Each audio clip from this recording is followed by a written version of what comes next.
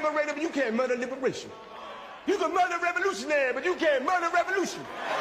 And you can murder a freedom fighter, but you can't murder freedom. You're tapped in. Let's get right to it. So the NAACP has launched this out of bounds campaign, and it's urging Black athletes to boycott major public universities in 8 southern states. Okay, the civil rights organization is protesting recent Republican-led efforts to redraw congressional maps, which they argue dilute and erase Black political representation in the wake of the Supreme Court rulings. And those rulings, or that Supreme Court ruling, was about the gutting of a certain provision in the 1965 Voting Rights Act, particularly Section 2. Now that was done, and this, as a result, is happening. These protests are springing up all over the South. Some of the core issues are about redistricting and voting rights. So there are states like Tennessee, Louisiana, Alabama, Florida, Mississippi, South Carolina, and Texas, as well as Georgia. They have moved to scrap or weaken majority Black congressional districts following that Supreme Court decision. The economic leverage of the NAACP is assuming good effect, not just the Southern sports apparatus, but through that, sports directors and these colleges that make this money from Black athletes will apply pressure to state legislatures in the hopes that they will go and say, hey, redo this, undo this, and let's get this right so we can continue on with business. So that's the thing. So the economic leverage, the NAACP is targeting the massive economic power of college sports, and that is an economic power, okay? Flagship universities in these states generate hundreds of millions of dollars in revenue. I mean, really heavily powered, though, by elite Black football and basketball players, all right? The NAACP, in terms of corporate complicity, they say, or they assert, that these state institutions cannot rely on Black physical prowess to fill their stadiums and bank accounts while their legislatures strip Black communities of their voting power. All right. They want to have some demands. I'm pretty sure of that. But I have to say, it's kind of crazy. It's kind of crazy. Well, first of all, whether or not these boycotts would directly force states to withdraw or redraw their congressional maps remains highly uncertain, right? I wouldn't gamble on it, That's not to say it can't be done, that it's impossible. But, as the thing is, no athletic boycott has ever been used to, on this level, to change state legislature or statewide voting laws. I've never heard of it. Historically, targeted sports boycotts have successfully forced policy changes, but their impact on complex legislative redistricting, faces a distinct advantage as well as obstacles. That being said, I have issues, all right? And I'm sure most of us do. When we're talking about the NAACP, the NAACP, Urban League and others, there are a lot of us in the community who, our observations, they touch on a very real and active debate within the communities, okay? Many of us argue that, like, legacy civil rights organizations like the NAACP, Urban League, those type of organizations, they have become out of touch with the Black community, all right? They become overly corporate, all right? That's another thing. And they have focused on national political theater rather than directly involving the daily or improving the daily material lives of working class and Black American families. This is kind of it's a hard one for me. I mean, I understand that this is something we should stick together on, or we should be in supportive or we should be supportive of. I recognize that. I recognize the importance of that. All right. Me, myself, I'm not a supporter or advocate of voting. I think it's a sham and a scam, but that's neither here nor there.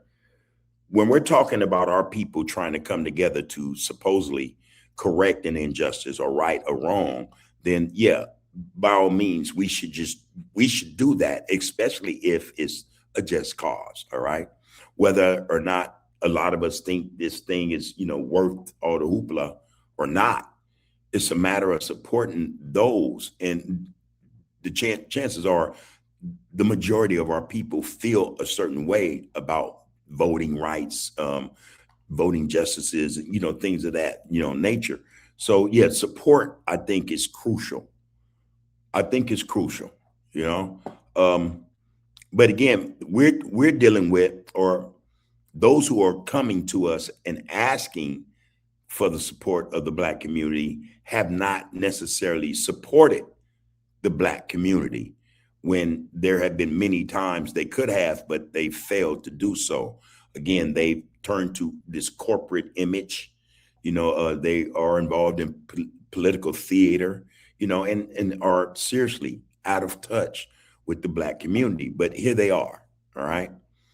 Here they are. What are we going to do as a result of that? Are we going to support this cause? Because, again, it may have validity to it. A lot of us tend to think that, why be a part of a political system that doesn't want you in it? Why not create your own and rid ourselves of these problems? Why not?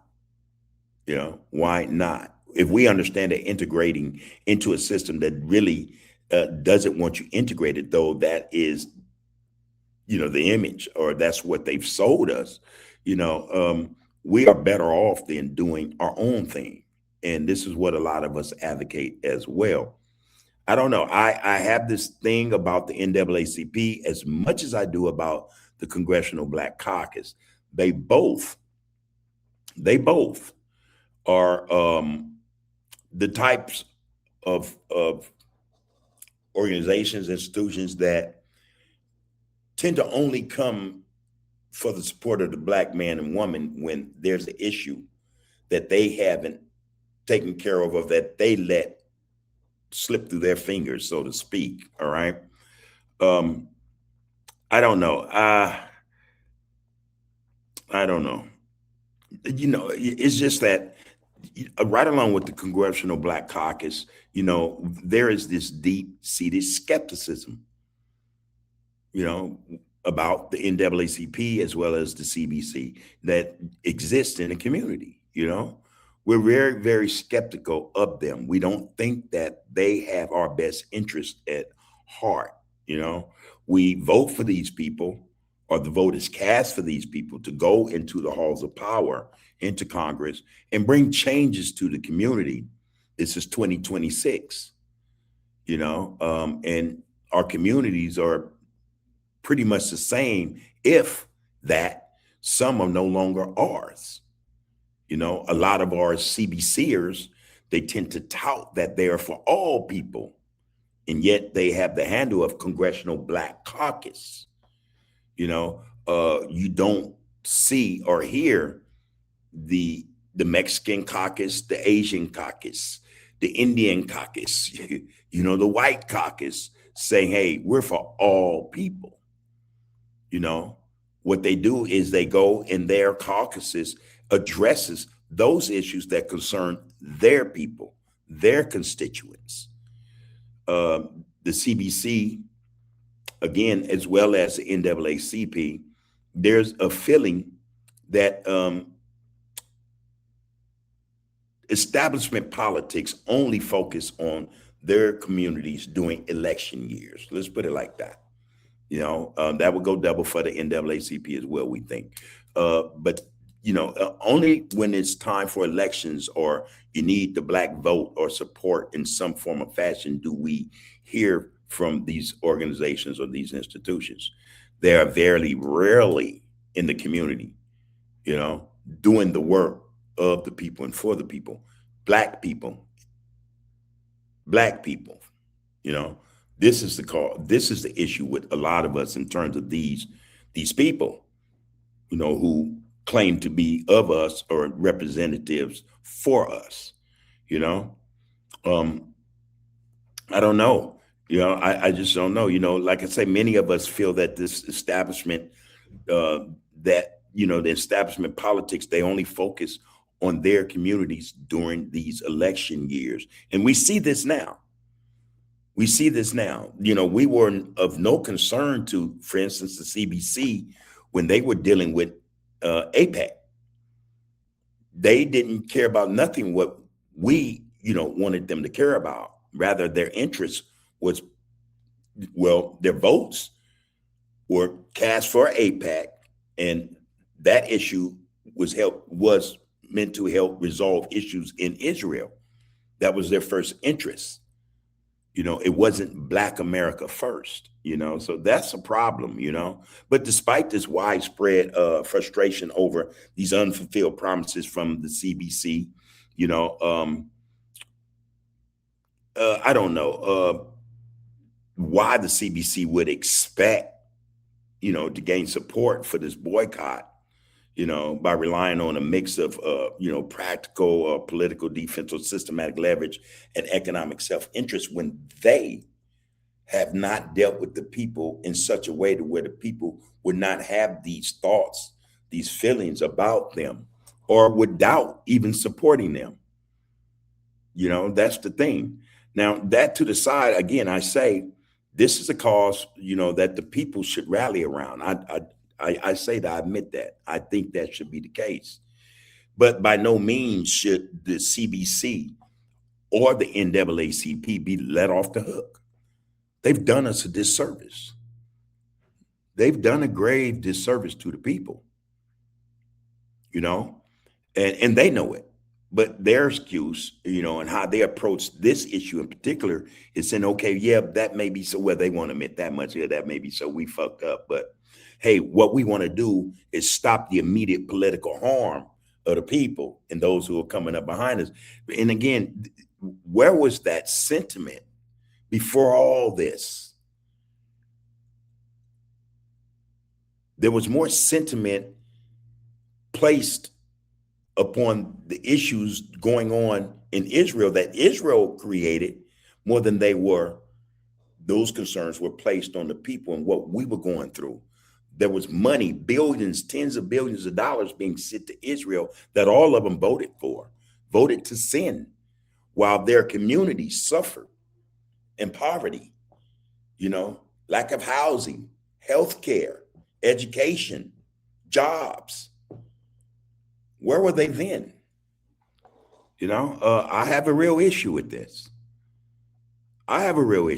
And I think that most of us should. These people have gotten into politics and have become super rich, and yet the community continues to suffer. And now they're asking for our support. Well, why don't they boycott Congress? Don't go in there. Don't cast a vote. How about that? How about that? How about that the CBC get together, all its members and march up Pennsylvania Avenue, or go down south and march? Why don't they do that? Something don't sound right about any of this. And a lot of us are displeased. A lot of us haven't said anything, but the sentiment is there. The dissatisfaction with our so-called politicians is there. They get in front of cameras, they talk a lot of bull crap. Hakeem Jeffries and Cory Booker, these guys are sellouts. But here they are acting as though we matter, but only because they need us now. Again, they need us. Well, go call over the AIPAC. Call those lobbyists over to, support you. In fact, see how many of them will boycott SEC games, give up their tickets. How about that? Yeah, real problem. Real problem they are, you know. That being said, I have a clip. I want to bring this clip in because I think it's necessary for a little more context. And it represents, or it has on it, Hakeem Jeffries and Derek Johnson, the head of the NAACP, speaking about this issue. Again, this is leaving a bad taste in a lot of our mouths, you know. A lot of us do not agree with these individuals and how they have been carrying on, especially as representatives of the Black community. A lot of us are not happy. A lot of us don't see eye to eye with the majority of them. The majority. A lot of us tend to think that their time should be up. You know, all this about, link fate and all this stuff, this shared harm. And yeah, but where were you guys when that was already happening before all that happened? You know, your face wasn't linked with us then. You know, so yeah, there's a big problem. There is a big problem with all this. Okay, I've said enough about this. I'll probably comment from time to time. I know I will, because Hakeem Jeffries, he's going to have the audacity to get up and want to act like he's Barack Obama, another guy who failed us. But, I'll probably say something. All right. Before that, please like, share, follow, comment, and subscribe to TAP, the Art of Political Discourse. Your participation and viewership is greatly appreciated. We want to thank all of you who have joined in with us and give us the time of your day. So thank you for that. Let's get to this clip. All right. And this is off of his website, Representative Jeffries. Okay. I'm going to start it when Derek Johnson speaks. I want to thank Chairwoman Clark and all of the members of the CBC for standing on integrity. In this moment when Black representation is under attack, it is important for the CBC to keep in their tradition of being the moral of the Congress, but the moral of conscience of this country.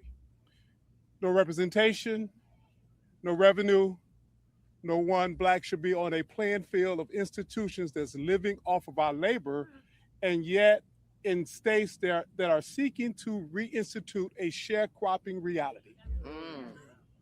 It is not the responsibility of Black America to hold individuals who should know better accountable for doing better. As soon as the United States Congress stand united to ensure our Constitution represent all of us, we will be a better nation as a result. NAACP this morning, in solidarity with the CBC, we are calling on athletes who are coming out of high school not to attend any state-funded schools of states that have moved to minimize our right to vote, to minimize our ability to elect candidates of our choice, and states that are seeking to create a sharecropping reality. Whether that state be Missouri or Mississippi, whether that state is South Carolina, Georgia, Alabama, Louisiana, Texas, or Florida. 55% of all African Americans live in the former Confederate South. But the 55% of us who live in the former Confederate South, we will not tolerate a Confederate mentality on our labor, on our ability to contribute, and our ability to be to have representation. In this moment, our democracy is in crisis. This is not about partisanship. This is about true representation. And for the NAACP, we will fight with all we have in solidarity with the Congressional Black Caucus to ensure that we have representation, or if we don't, we will withhold the talent that play on the football field or on the basketball court, be them men or female, in this moment. I want to thank the caucus for standing strong. With the NAACP, we are in this fight and we're not going anywhere. All right. Well, good afternoon, everyone. Let me thank Chairwoman Yvette Clark for her tremendous leadership and for convening us today alongside NAACP President Derek Johnson. We're so thankful, President Johnson, for your leadership, for your courage, for your strength, in this unprecedented moment of attack. I have It's to an honor say, to stand. he's gesticulating like he's Barack Obama. I just caught that. And this is a guy's such a phony. With members of the Congressional Black Caucus, as well as former athletes committed to this cause in getting this egregious situation turned around. This is an unprecedented moment featuring an unprecedented attack on Black political representation, and therefore it requires an unprecedented response. We are here standing in solidarity with the NAACP and its call for athletes to boycott institutions within the SEC that belong to states that have unleashed these Jim Crow-like racially oppressive tactics, which is unacceptable, unconscionable, and un-American. And we believe that the silence of these institutions is complicity. That's right. And we will not stand for it. At the same period of time, the Congressional Black Caucus strongly and uniformly opposed the so-called SCORE Act, resulting in Republicans having to pull the SCORE Act from the floor. And we will continue to oppose it. We will continue to stand with the NAACP in encouraging athletes in our community to look elsewhere until these racially gerrymandered maps in the South are reversed, buried in the ground, never to rise again. Yes. With respect to the SCORE Act, our position has been clear. If LSU is for it, we're against it. If the University of Alabama is for it, we're against it. If Ole Miss is for it, we're against it. If the University of South Carolina is for it, we're against it. If the University of Tennessee is for it, we're against it. And if the SEC schools are for it, we are against it. And we will continue to stand against it because we're standing on the side of liberty and justice for all. And silence in this moment is complicity. The African-American journey in this country has been characterized by moments of progress followed by moments of backlash. We had the progress of emancipation and Reconstruction followed by the backlash of Jim Crow. We had the progress of the civil rights movement followed by the backlash of mass incarceration. We had the progress of Barack Obama's election and the rise of a multi-racial democracy followed by the election of Agent Orange and the rise of MAGA extremism and Project 2025. Progress followed by backlash. And for us to get through this moment of backlash and usher in a new era of progress, as has been done by generations in the past, it's going to require character, it's going to require courage, and it's going to require conviction. This is a Bill Russell moment. That's right. It's a Muhammad Ali moment. That's right. And it's a Jackie Robinson moment. That's right. And we're going to stand together to make sure we bring about the type of country that the African-American community deserves and that everyone in the United States of America deserves. Okay, let's end it there. Again, I'm not a fan. I'm not a fan of either groups, either of the two groups, the CBC or the NAACP, but that's neither here nor there. The message, I think, is okay. And again, it's supportive of the message coming from the Black communities. A lot of our people in the Black communities also think this is the way to go. This is the move to make. And if the black community thinks that's the way it should be, I want to support the black community. I want to be able to, throw my hat in the ring and support them, not just for support's sake, but because it is the people fighting for something that they think is worthy or worth fighting for. Okay, that's it.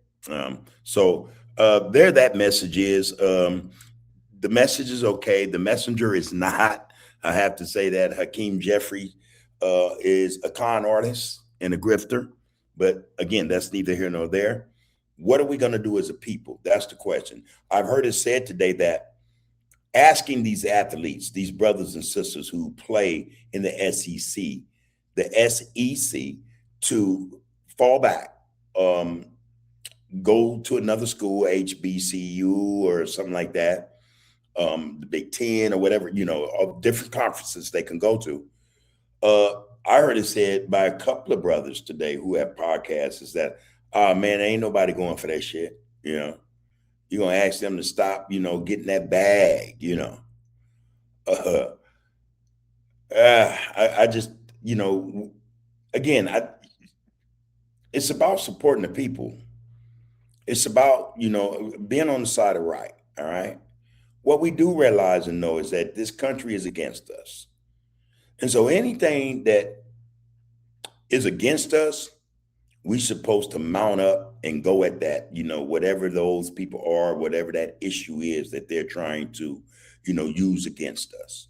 We're supposed to mount up. We're supposed to come together.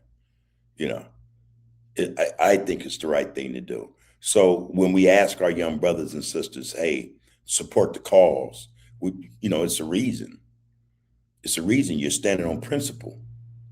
You're standing on principle and integrity, dignity, history, identity. You're standing against white supremacy. That's simple. So to you brothers and our sisters who are out there saying, "Oh man, fuck that, the CBC don't care about us, the NAACP don't care." Yeah, I agree. However, this is about principle. This is about principle. All right? So let's stand on that.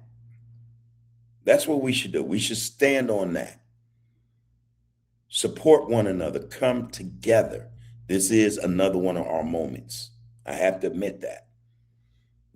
I don't like some of the, the figures in front of us. But hey, this is for the people. So let's support that cause, all right? Now tell us what you think, all right? Go in the comments, drop your thoughts in the comments. Let us know if this is something that's viable, something that should be done, could be done, or will be done, all right? Also, include in the comments, if you see fit, whether or not these black athletes should be asked to forego their dreams, in the SEC, because we don't think that the dream ends because they leave the SEC.